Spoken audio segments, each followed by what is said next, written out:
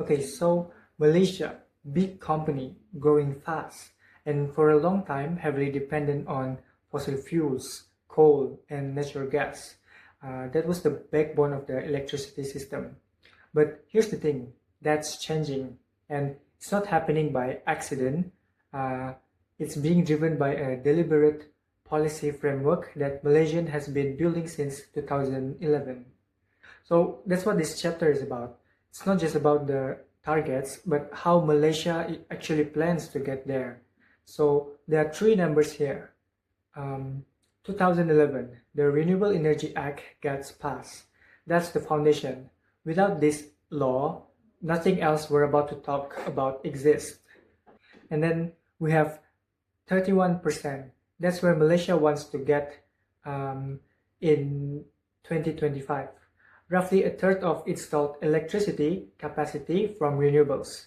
And 70%, that's the 2050 target. In about 25 years, 7 out of 10 units of electricity capacity from clean energy. That's the NETR vision. So we got the legislative foundation, the near-term target, and the long-term vision. What we're about to walk you through is the structure that connects all three, the institutions, the key instruments, and the roadmaps that tie it all together. Let's get into it. So this is the framework. 4 players, each with a very specific job. At the top, we have Petra and the Ministry of Energy Transition and Water Transformation. This is the policy maker. They set the direction, they own the roadmaps, they define what the targets are. Think of them like the architect. Then we've got the Energy Commission, Suruhanjaya Tenaga. They're the regulator. They issue licenses, they run the bidding process for large-scale solar project. They make sure everyone is playing by the rules. If Petra draws the blueprint, Energy Commission enforces it. SEDA is where it gets hands-on. They administer the FIT program, the NEM scheme. They're the ones actually dealing with the households, businesses, developers who want to participate in renewable energy, ground level. And then we have TNB, Tenaga Nasional Berhad, the utility. Nothing gets connected to the grid without them. They sign the power purchase agreements, they manage the infrastructure, they handle the billing. They're not making policy, but without them, the policy means nothing. So 4 work together. Petra sets the direction, Energy Commission enforces it, SEDA rolls it, and TNB delivers the electricity. Now, bottom of the slide, 3 targets, 31% by 2025. That's the near-term benchmark Malaysia is actively working toward right now. 40% by 2035 in 10 years. And here's what's important.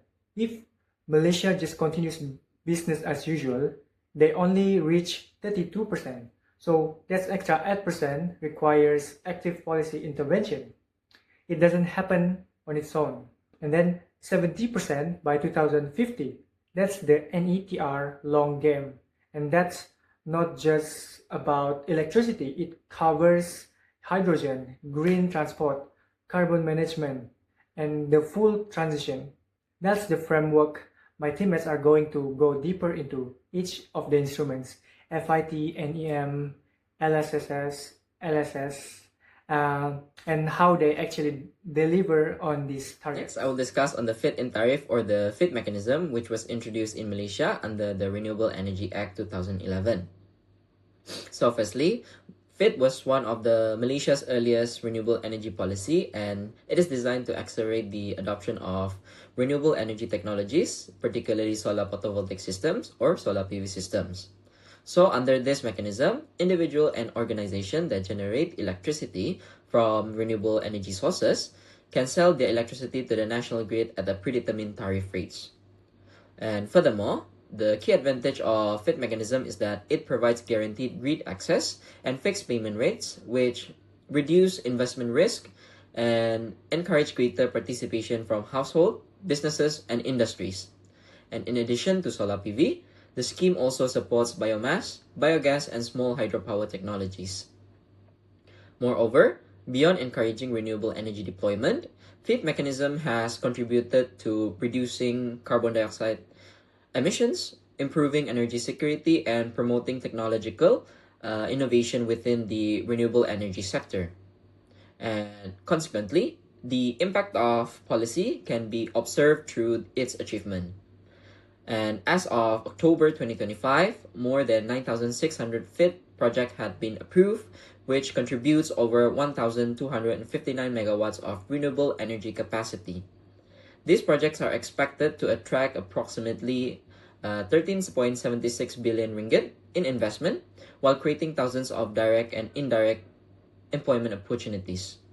So overall, FIT mechanism has served as a foundational renewable energy policy in Malaysia and laid the groundwork for later initiatives such as net energy metering or NEM and the large-scale solar program. Following the success of FIT mechanism, Malaysia introduced net energy metering or NEM in 2016 after the FIT solar quota became fully subscribed.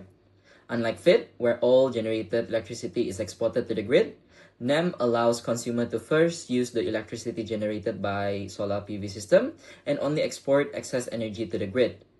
This approach promotes self-consumption and helps consumer reduce their electricity bills. Furthermore, the NEM policy evolved through three phases. NEM 1.0, implemented between 2016 and 2018, used a net billing mechanism based on displaced cost rates. However, the adoption was relatively low, with only 27.8 megawatts approved by the end of 2018.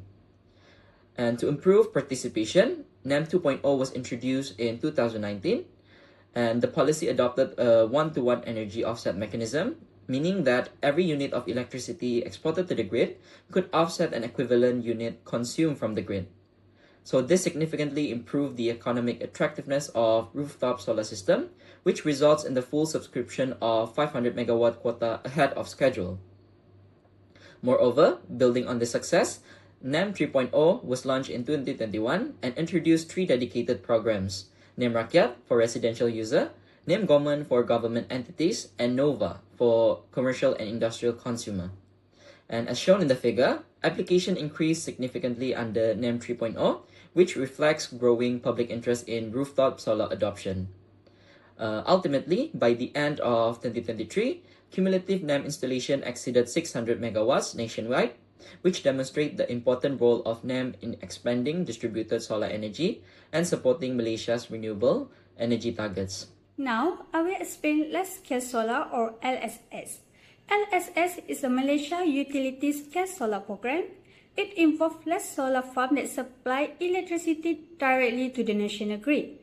This is different from the rooftop solar or NEM, because NEM is mainly for self-consumption, while LSS is designed for large capacity electricity generation. LSS is important because it supports Malaysia renewable energy target, which are 40% by 2035 and 70% by 2050. So based on the projected installed capacity mix, solar PV is expected to increase from 12% in 2025 to 58% in 2050. This shows that solar will become a major part of Malaysia's future power system. So LSS works through a competitive bidding process. The Energy Commission opens a bidding cycle, then the developers submit their proposal, and the selected developers sign a long-term PPA, Power Purchase Agreement, with utility companies such as TNB. After that, the solar farm is constructed and connected to the grid. From the data, the LSS quota increased from 451 megawatt in LSS 1 to 2000 megawatt in LSS 5, LSS 5 Plus, and LSS 6. This shows that Malaysia is scaling up large-scale solar development. So, however, the important point is not only the awarded capacity. The total awarded capacity is 6,229 megawatt, but the operational capacity is only about 2,237 megawatt. This means the success of LSS depends on whether awarded project can actually be completed and supply electricity to the grid. So overall, LSS is effective because it has the highest operational solar capacity compared with NEM and FIT. However, it still faces challenges such as land availability, grid readiness, solar intermittency, battery storage needs, and project delays. Now, I will explain less case. My RER is a Malaysia roadmap to increase renewable energy capacity until 2035. So the main target are 31% by 2025 and 40% by 2035. So from you can see in the first figure, BAU, business as usual, only reached 32% by 2035, while NCT, net capacity target reached 40%. This means existing policy alone are not enough and stronger planning is needed. The second figure shows that solar PV has the highest potential at 269 gigawatt. That is why policies like NEM and LSS are important. NEM support rooftop solar, while LSS support large-scale solar farm. So the main point is that my RER sets the target, and policies like NEM and LSS help Malaysia achieve it. Next is the National Energy Transition Roadmap, or NETR. NETR is a Malaysia long-term energy transition plan toward 2050. It continues the direction of my RER, but the scope is broader. My RER focuses mainly on renewable energy until 2035, while NETR focuses on the whole energy system until 2050. So the main target under NETR is to achieve 70% renewable energy capacity by 2050. To support this, NETR uses 6 transition levels, which are energy efficiency, renewable energy, hydrogen, bioenergy, green mobility, and carbon capture, utilization and storage, or CCUS. From the figure, we can see that Malaysia energy transition is gradual. Coal is expected to reduce from 80% in 2023 to only 1% in 2050. However, natural gas increased from 40% to 56%. This shows that gas still plays an important role as a transition fuel to maintain energy security, while Malaysia increased cleaner energy source. The figure also shows renewable for hydrogen increasing from 0% to 5% by 2050. This means Malaysia is also preparing for future clean energy technologies, not only solar. So the main point is that NETR is not only about increasing renewable energy. It's a whole energy system roadmap that aims to reduce emissions while keeping energy supply stable, affordable, and secure. For this slide, I will briefly explain how Malaysia renewable energy policy have evolved over time. So, the journey started in 2011 with the introduction of the FIT in traffic, or we call FIT, which encourage investment in renewable energy by providing guardian payment to energy provider. And in 2011, the Net Energy Metering Program, or we call NEM, was introduced to promote rooftop solar adoption, while the Large-Scale Solar Program, or we call LSS, focus on development utility-scale solar farm. Then, the NEM program was later improved through NEM 2.0 in 2019 to provide better benefits for solar users. And then, it continued in 2021. Malaysia launched the Malaysia Renewable Energy Roadmap, or MyRER, which established renewable energy target of 31% by 2025 and 40% by 2035. This was followed by the National Energy Transition Roadmap, or we call NETR, in 2023, which expanded the country's long-term vision and set a target achieving 70% renewable energy capacity by 2050. Overall, the timeline shows Malaysia continues committed towards a cleaner and more sustainable energy future. Okay, next. This slide evaluates the effectiveness of Malaysia renewable energy policy based on three main aspects. So the first is investment growth.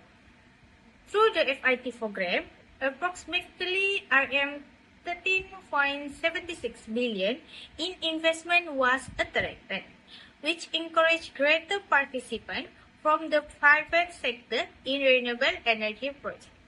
And second is solar expansion. The NEM program recorded more than 600 of cumulative installation by 2023, while the LSS program achieved 6,229 of awards capacity. This shows that both programs successfully increased solar energy adoption in Malaysia. And the last one is in terms of policy achievement.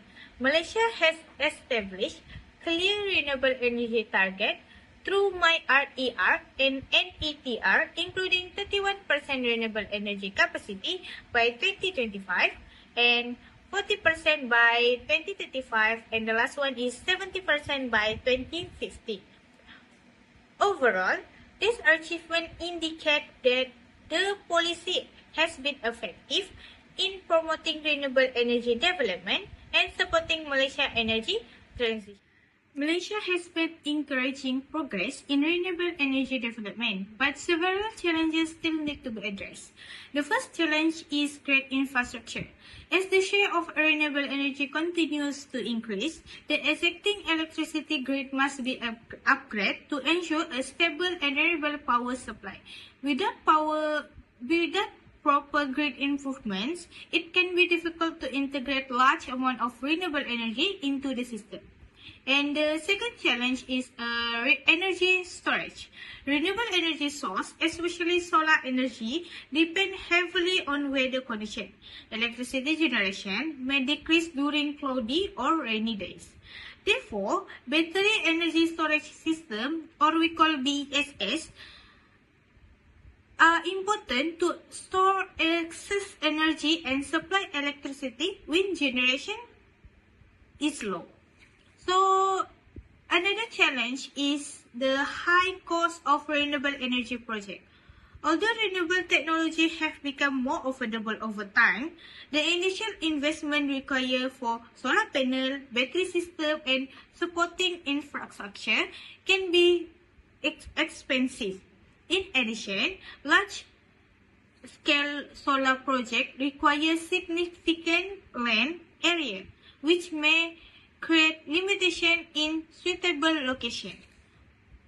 Therefore, overcoming these challenges will be essential to ensure Malaysia can successfully achieve its renewable energy target and support a sustainable energy future. In a conclusion, Malaysia has come a long way in its renewable energy journey from FIT and NEM to LSS, MYRR, and NETR. This policy has helped increase renewable energy adoption, attract investment, and support the country transition towards cleaner energy. Of course, there are still challenges to overcome, such as grid infrastructure, energy storage, and project costs. However, with continuous improvement, strong policy support, and technology advance, Malaysia has a good opportunity to achieve its renewable energy goals in the future. Ultimately, achieving 70% renewable energy capacity by 2050 will require collaboration between the government, industry, and the public. Together, we can move towards a cleaner, greener, and more sustainable future for Malaysia. I think that's all from our group. Thank you.